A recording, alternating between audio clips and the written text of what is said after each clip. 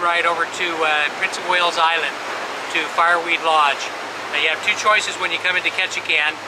Once you land on the island airport and then take the small ferry across to the main part of Ketchikan, you either have to jump on the inner island ferry or you have to take a floatplane ride. And so we've chosen to take the scenic route and do the ferry this time. It's about a 3-hour ferry ride. The seas are pretty calm today, just a couple foot swells, really no wind much to speak of.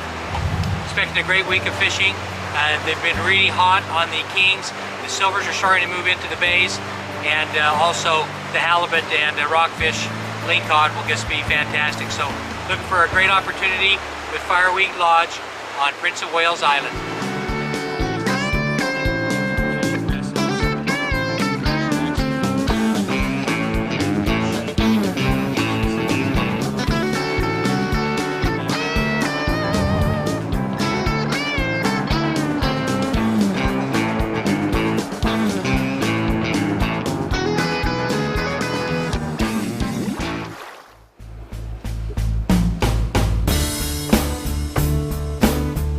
Well, we're down at the dock our first morning. Our Captain Steve has got the boat ready for us and going to get loaded on to go out for our first day off of Prince of Wales Island with Fireweed Lodge. Go on and join us. Well, we've got the motors on behind us here, but Steve's getting our bait ready for the morning. It looks like we're going to be, is this herring? Yeah, correct. I've been letting the herring thaw overnight. So the idea, we're just going to cut plug them. Okay. I don't know if you've used that technique before, but yeah, it's a straight cut plug. We're running about an 8-foot leader to a 4-ounce banana weight. Okay. And essentially what we're doing is leaving the motor in gear or letting the wind push us. And you want to keep about a, roughly a 45-degree angle on your line. Okay. So as you're moving down the drift, you're letting your lines drop, hit bottom, pulling all the way back up, and you're covering all the depths as you're moving down the drift. And the more lines you have in the water, the better for this kind of fishing. Sure. It's just more effective. Sure. But we'll be doing mooching basically for most of your fish. Do you do much trolling at all, or is it mostly mooching? Pretty much only mooching during the summer months. Sometimes in early May we'll troll, just more or less because of the weather. It's cold outside. Yeah. But this is a really engaging way to fish. You're actually hooking the fish yourself, and it can be really effective, especially if you're fishing deeper water. Say we're fishing 150 feet of water and you see fish at 130 feet. If you've only got 2 or 3 lines in the water, like if I see it on the sonar, I can have you guys drop to that exact depth. Right. And hookups are a lot more probable that way for us.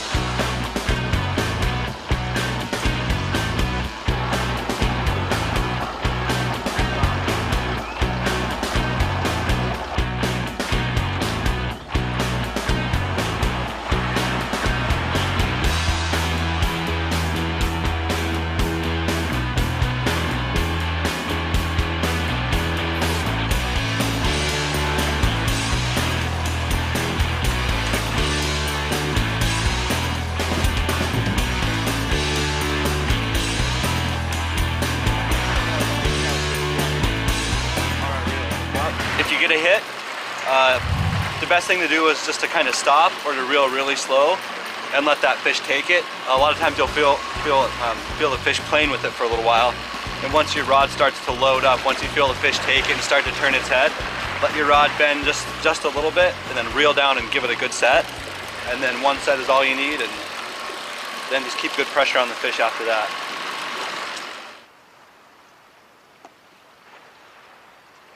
What you got there, Kent? Well, we got the first fish of the morning that it's got some weight to it. It looks like we're right about on the bottom though, so it looks like it's probably a halibut, I would imagine.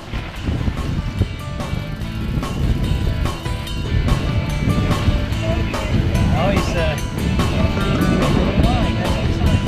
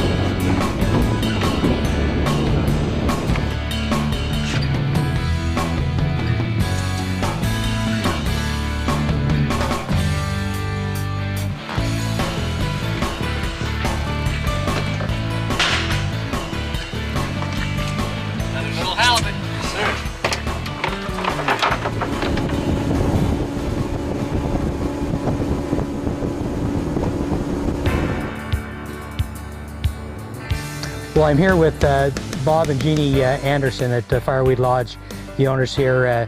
Boy, what a great facility you have here, Bob. And tell us a little bit about the history of the area and how long you've owned the lodge. Well, Klawock, where the lodge is on the west coast of Prince of Wales Island, near Craig, Alaska, which a lot of people have heard of.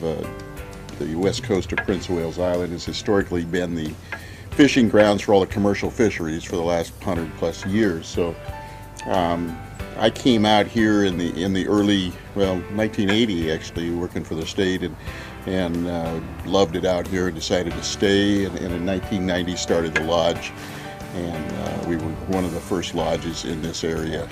Speaking about the facilities, tell us a little bit about how many people you can handle here, different sizes of groups, and we've got a great fitness area and hot tub here also. Right. We tried to make this a full-service facility. The grounds encompass about 2+ acres, and in that area we've got 18 rooms, 6 of which are 1-bedroom suites with the pull-outs in the living room that allow for couples and families and stuff, and they're in little duplexes. They have connecting doors in between the rooms, so it allows for 2 couples or a family to have the whole thing. All those have their own private decks looking over the water. Those are the newest facilities that we've put on this property. We got 12 other rooms besides that have 2 or 3 beds in each room, all of which have TVs, telephones, Wi-Fi, and showers and tubs and such. We have a rec room facility that has a ping pong table, pool table, a card room, wet bar, big screen TV. Allows for people to come in and have a place to recreate when they come in, as well as a workout center, which is a full fitness center with all the up-to-date fitness equipment and such. Have a rec room, a rec court, which is a full basketball court on each end, and then horseshoe pits on each end of that. So it allows for a lot of recreation besides that. We also have kayaks and canoes available for our guests.